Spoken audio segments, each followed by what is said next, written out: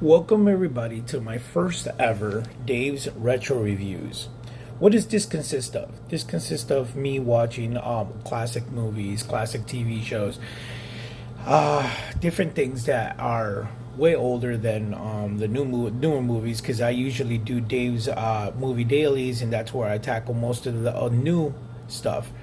So I've been toying around with the idea of doing more retro maybe history behind certain movies, TV shows, documentaries, whatever I watch. And I used to do a lot of these in my older shows, which was Dave's Corner. I've had so many different reviews. I've tried so many different titles: Danger Zone, Knights of the Round Table. It's just a bunch of different things. So I figured, since I'm doing this again by myself, since I've been doing Dave's Movie Dailies, I decided to do some retro reviews, which is, like I said, tackling reviews on some older classic movies and stuff. So my first movie that I want to talk about is, as you can see, if I look down, it's because I'm taking down my notes. I took down a lot of notes for this first one, which is the Texas Chainsaw Massacre in 1974. So this is the original Texas Chainsaw Massacre, directed by Tobe Hooper, and released back in October 11th, 1974. So I was way before I was even born. I was born in 1981. So I believe you can find this on Prime Video. You can rent it on Prime Video, I believe, or you can watch it on Tubi TV. So the distributor for this movie was Brian Stun Distributing Company, that was active during the 70s, no longer.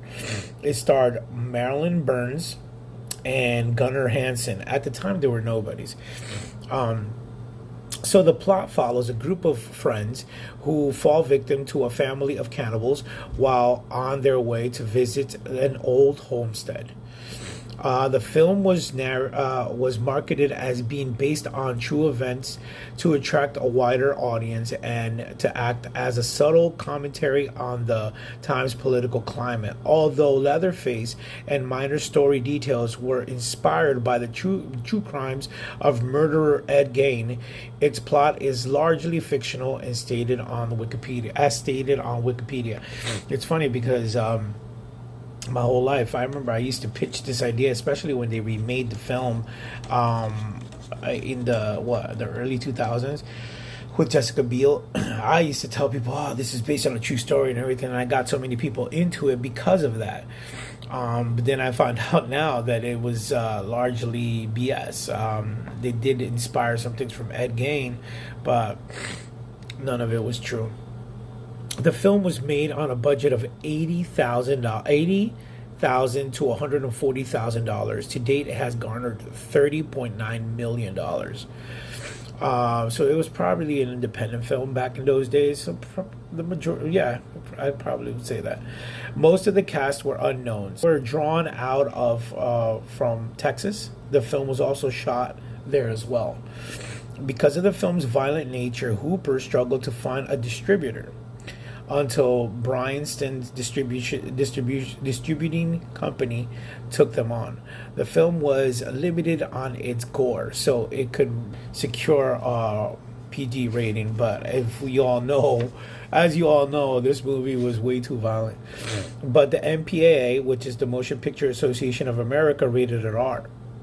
The film faced same problems internationally. It was restricted in many countries, as well as theaters ceased distributing the film in actions to complaints about the violent acts. So the movie was out, and a lot of people were complaining. It's so crazy because nowadays the violence in that is so mild. We've grown to a place with cinema where it is so raunchy, and like the stuff that we see in everyday movies nowadays is nothing compared to what, like that's nothing. Texas Chainsaw Massacre violence is not, and the gore is nothing compared to what we've seen today. Like, I guess we've all grown used to it. So the film received mixed reception from critics, but was majorly profitable, grossing over 30 million at the domestic box office. It has become a cult phenomenon, regarded as one of the best and most influential horror films, credited for with originating several elements common to the slasher genre. This film led a franchise that progressed the story of Leatherface and his family through sequels, prequels, remakes, comic books, and video games, and pretty much has touched any category in pop culture. 2024, this was selected for preservation in the United States National Film Registry by the Library of Congress, and being culturally, historically, and aesthetically significant. My whole thoughts of the film was, I don't like this slasher movie. I seen it a few times. I seen the whole franchise.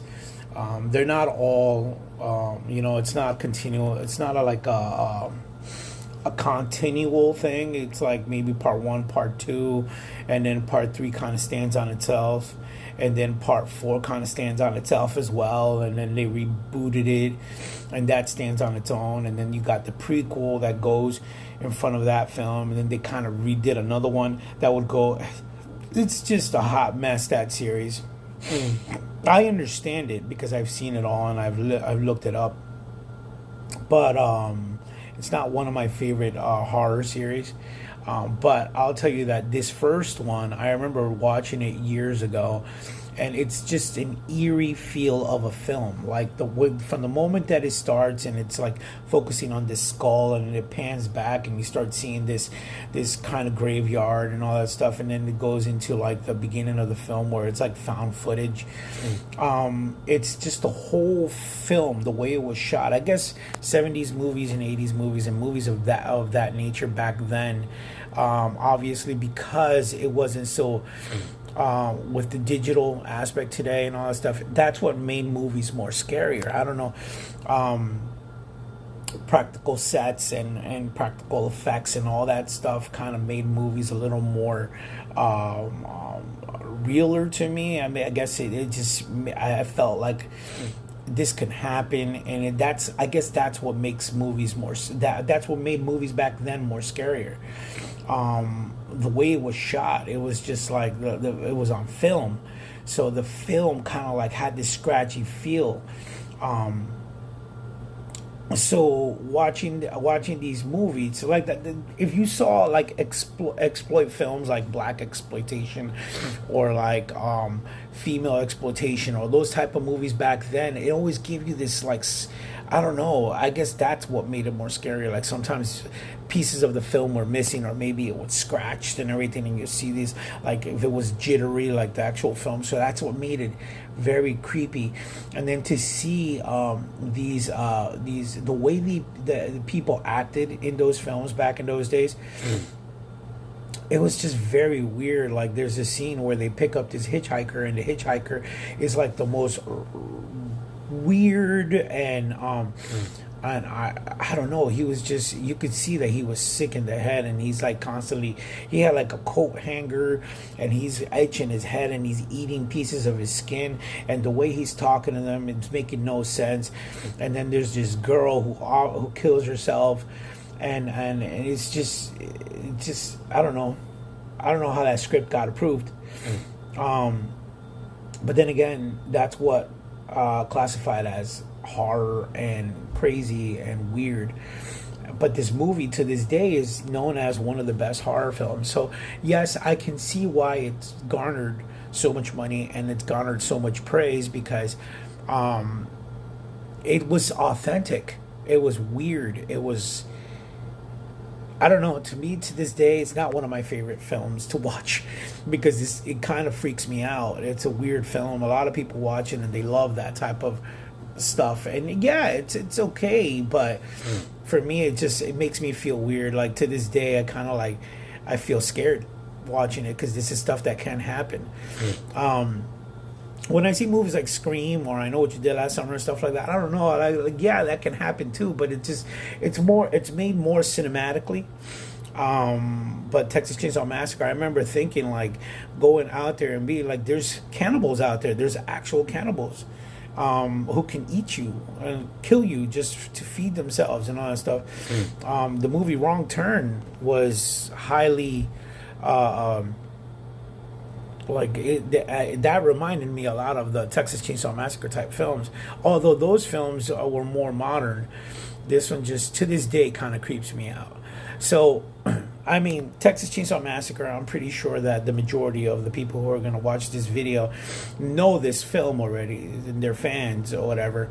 If you haven't, if you're young and you haven't seen this, and you like gore and horror, it's up there. You can definitely watch it and see what you think. There's a lot of the youth nowadays, they don't like watching original films. Like they like to watch the remakes. They don't like watching the originals. I was watching a video of this guy who was talking about, he saw Predator, Killer of Killers, and he saw at the end they have this like little sneak, I guess it was, I haven't seen it yet, but I guess it's like a post-credit scene, and they show the girl from Prey, they show Michael Harrigan from Predator 2, and they show Dutch from Predator 1, and he's over here like, oh my god, they got the guy from he's like, oh, it's the hot chick from Prey. Oh, they got the guy from Alien Romulus, and then he's like, oh my god, they got Terminator in here, and it's like, dude, you don't know the history behind Predator? Like, why are you watching Killer of Killers if you don't know any of the previous films? Like, that's the thing to me. If you're not gonna take the time to like enjoy the predecessors of what's being made today, then you're missing out on what, not only the backstory and the art that came from all the remakes. You know, people think that, oh, the remakes are the ones that I have to watch. No, you don't. Remakes is what comes later. Like, you have to watch the original stuff in order to appreciate what came after it, you know? So, if you're going to watch the new Texas Chainsaw Massacres, the one that are on Netflix and stuff, which is garbage, you have to watch the original stuff in order to appreciate what comes after, you know? But yeah. Definitely go check it out. This is Dave D. Saint. Dave's Retro Reviews. I'm sorry, for a second there I was going to say Dave's Movie Dailies, but it's Dave's Retro Reviews. I just reviewed Texas Chainsaw Massacre. I'm not going to give it a 1 to a 10 because that doesn't really need a rating, because it's not a new film. I mean, this film is obviously, I just said that it got chosen for the United States Film Registry by the Library of Congress, and being culturally, historically, and aesthetically significant, and it's known as one of the most best horror movies to start off the slasher genre. So whatever I say doesn't mean diddly squat. So definitely, if you haven't seen it, check it out. If you've already seen it, then you know what, just drop a thumbs up, follow on TikTok or whatever social media platform you're seeing this, and drop a comment here and tell me that I suck or that you like it. Have a good one. This is Dave D. Saint telling you guys to have a good one.